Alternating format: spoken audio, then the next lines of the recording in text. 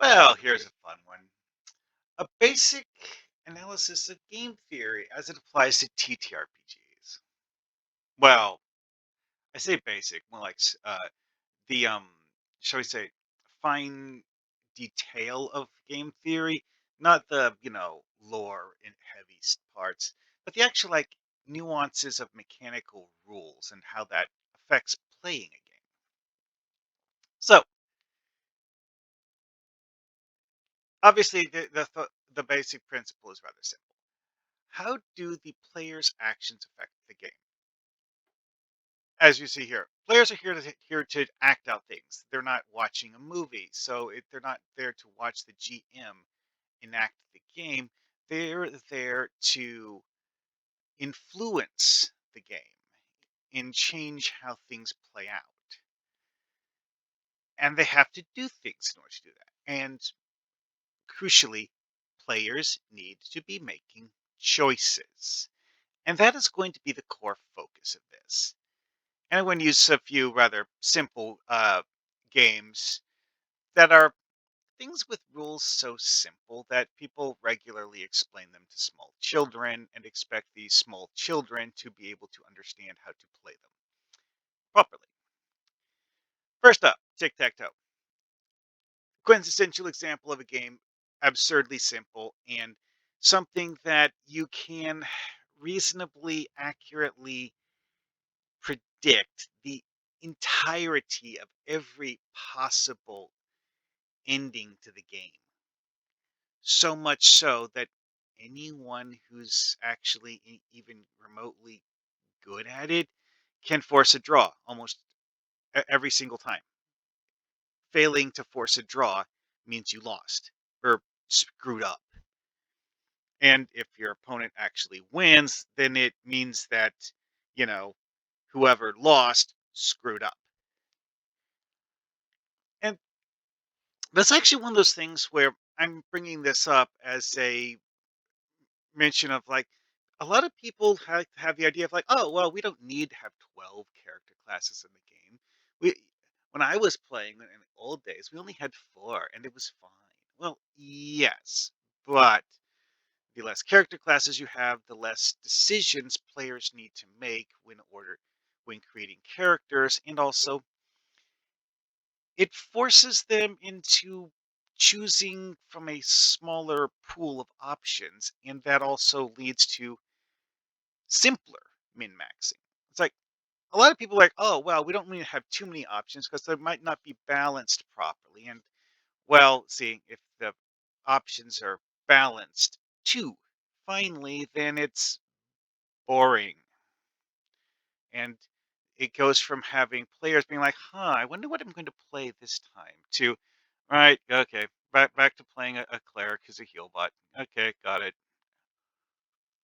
And not actually, thinking about what they want their character to do, and rather just playing an archetype with a personality, perhaps.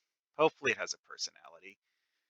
Either way, it's not the character the player created, it's just an archetype that they chose from a list of options.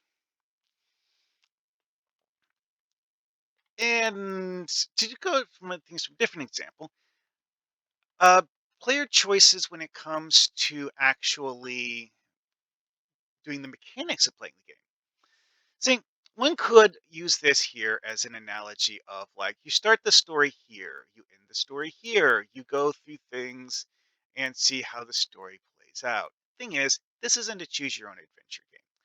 This is a game where you roll a d6 to see how far you go, and whatever the result of that d6 roll is determines your fate. You make no choices in Snakes and Ladders, ever.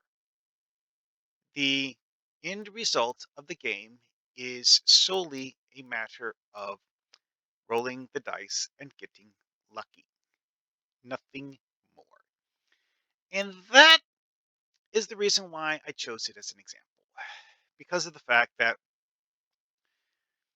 it has a board that like looks like it has the concept of actions and consequences, except that while consequences exist, the consequences are the result of random chance.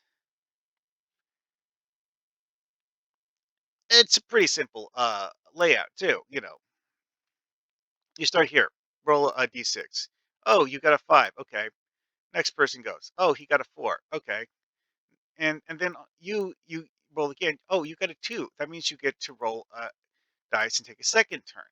Well, here's the thing: is that at no point in there are you actually making a decision. You're just rolling the dice repeatedly. And if you have bad luck, you roll the dice here. It's like, oh no, the snake got me. Now I'm back over here. This is a potentially endless loop. You could get if your odds are bad enough, you could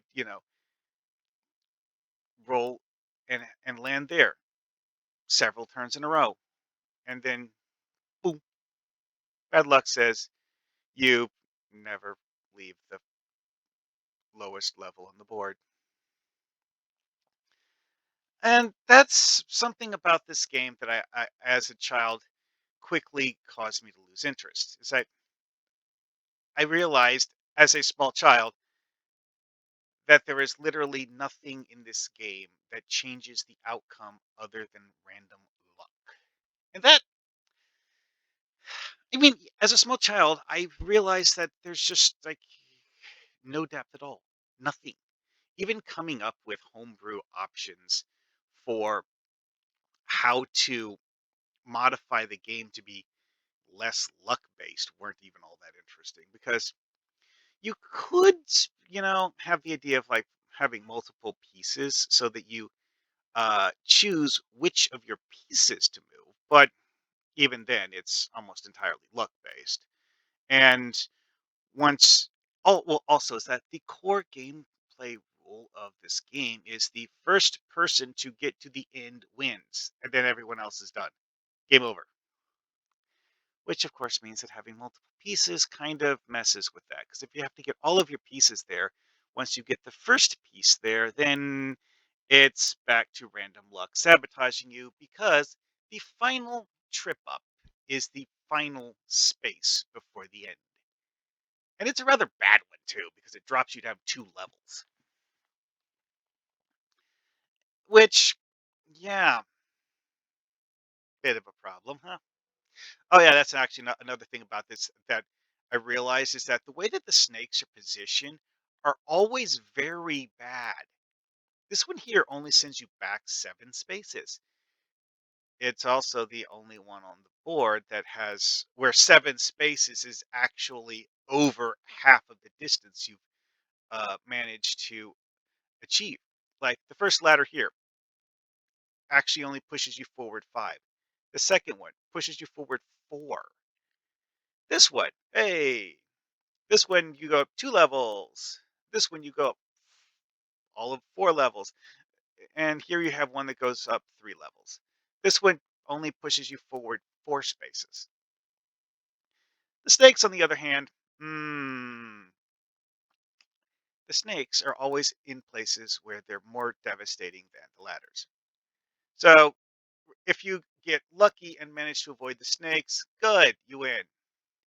If you don't, sucks to be you. Anyway, so let's go with something that's a little more complicated. Now, this game has a very, very different method of deciding how you move. You draw cards from a deck, and then you move to what the card tells you to go to. So you draw a card. It has a picture of an orange block on it, and you're on start. You move to the next orange block. Oh, hey, you landed on the magic rainbow, and then you get to skip ahead. Thing is, this whole skip ahead thing, there's actually very little of that in the game. It's like that's actually one of the core aspects of this game that is the um, interesting part is that unlike Snakes and Ladders, where there's that whole like go up a level, go down a level thing, nah, this one doesn't do that.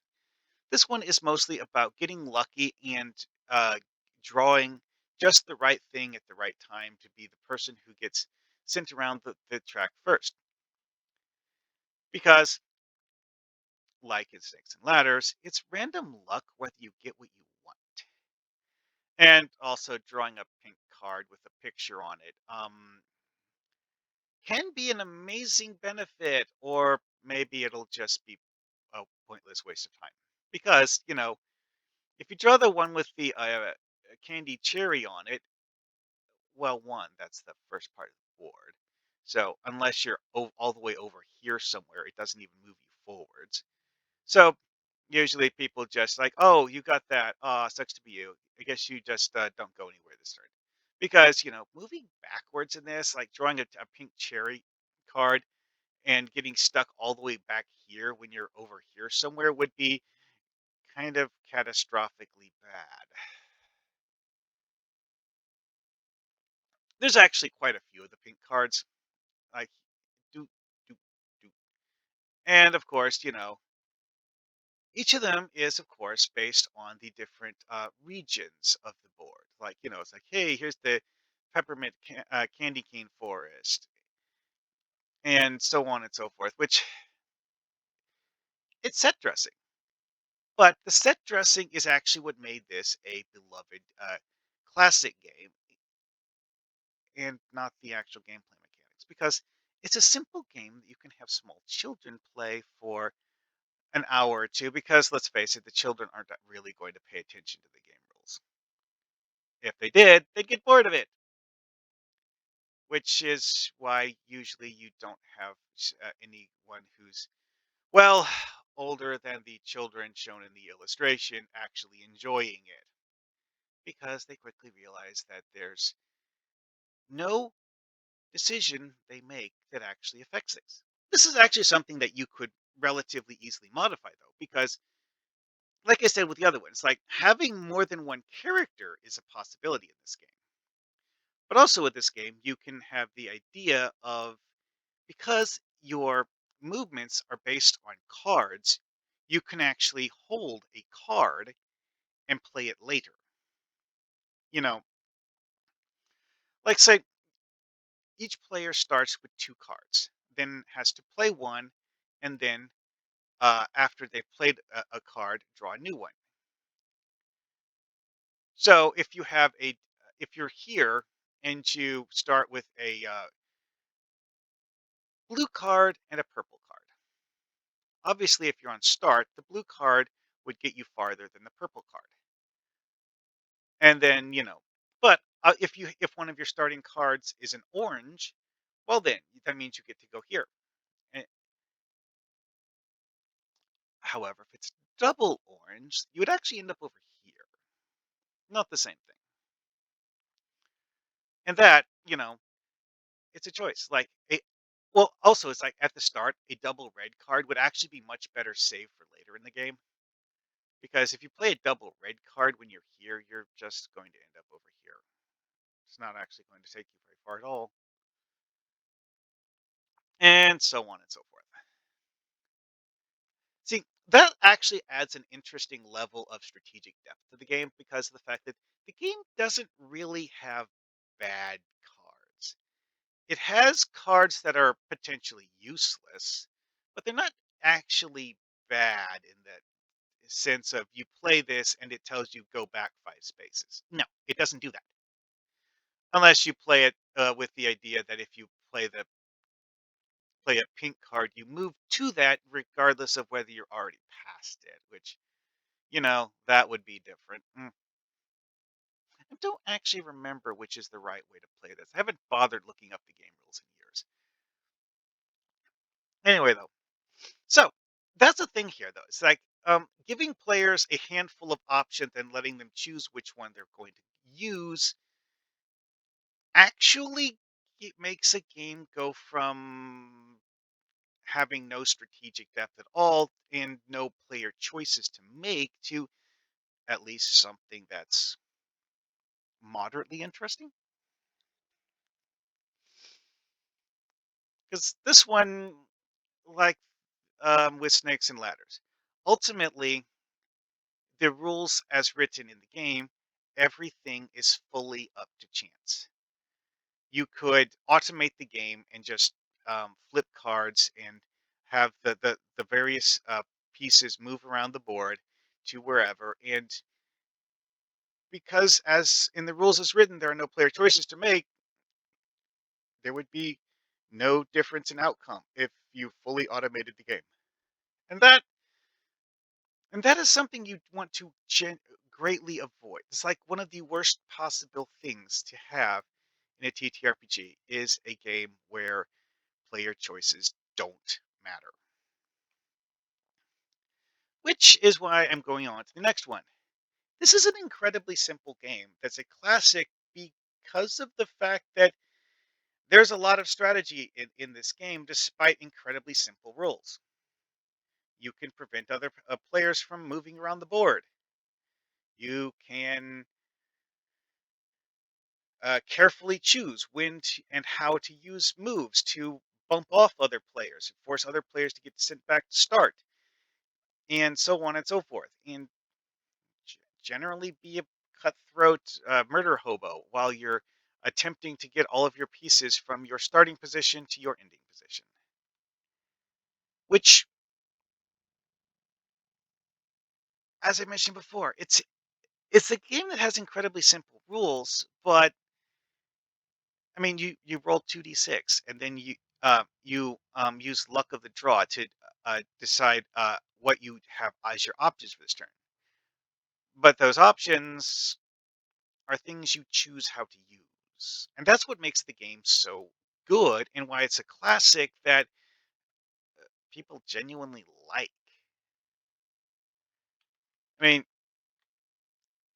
simply adding the thing is like having each player control a pair of pieces as they move around the board in Candyland would actually add a lot more choices to the game. It's like, oh, I have a blue card. Okay, I move here. Okay, one of my pieces is here. Now, if I get a yellow card on my next turn, do I want to move the piece that's still on start to here, or do I want to move this piece to here? That's a genuine choice. Granted, you would end up in a situation where you eventually end up with um, close to the end, but it's a choice as to whether you want to have one piece run ahead to the end and have the other one lag behind, or if you want to keep them as close together as possible, and so that both of them get to the end at about the same time.